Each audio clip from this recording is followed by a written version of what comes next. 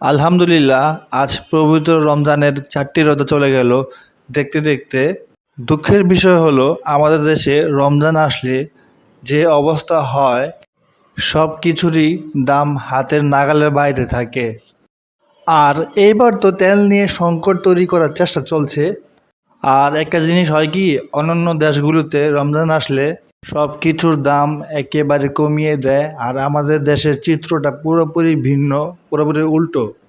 যাই হোক, এখন চলে আসছি হচ্ছে সপ্তাহে কেনাকাটা করার জন্য।